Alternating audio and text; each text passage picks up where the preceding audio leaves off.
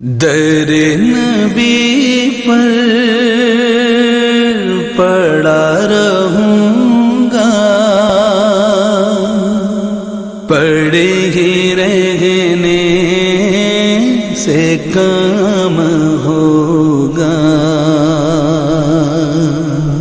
اعوذ باللہ من الشیطان الرجیم، بسم اللہ الرحمن الرحیم۔ نبی رحمت شفیع امت صلی اللہ علیہ وسلم کی تشریف آوری بہار کا جھونکا بن کر آئی اور پورے عالم میں بہار آ گئی۔ اللہ رب العزت نے مردوں کو بھی عزت عطا فرمائی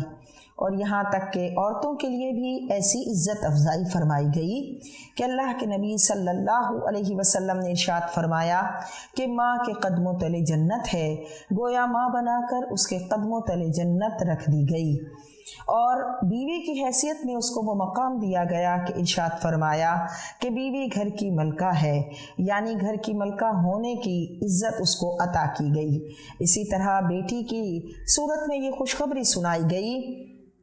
کہ اللہ کے نبی صلی اللہ علیہ وسلم نے ارشاد فرمایا جس نے اپنی 2 یا 3 بیٹیوں کی اچھی پرورش کی تو وہ بیٹیاں اس کے لیے آتش دوزخ سے حجاب بن جائیں گی۔ اور اسی طرح ایک اور حدیث پاک میں آیا کہ جس نے اپنی 2 یا 3 بیٹیوں کی اچھی طرح پرورش کی، ان کا حق پرورش ادا کیا، تو اللہ کے نبی صلی اللہ علیہ وسلم نے اس کو جنت میں اپنے پڑوس کی خوشخبری سنائی۔ تو اس کا مطلب ہے کہ اسلام ہی ہے جو عورت کو سب سے بلند حق دیتا ہے، اسلام ہی ہے جو عورت کو عزت کا مقام دیتا ہے۔ اس لیے عورت کو چاہیے کہ جس نے اسے عزت دی، جس نے اسے رتبہ دیا، مقام دیا اور اس کی اتنی عزت افزائی کی، اس کو چاہیے کہ وہ اس اسلام ہی کے اصولوں پر عمل کر کے اپنی دنیا اور آخرت کی بھلائی جمع کرے۔ وآخر دعوانا الحمدللہ رب العالمین۔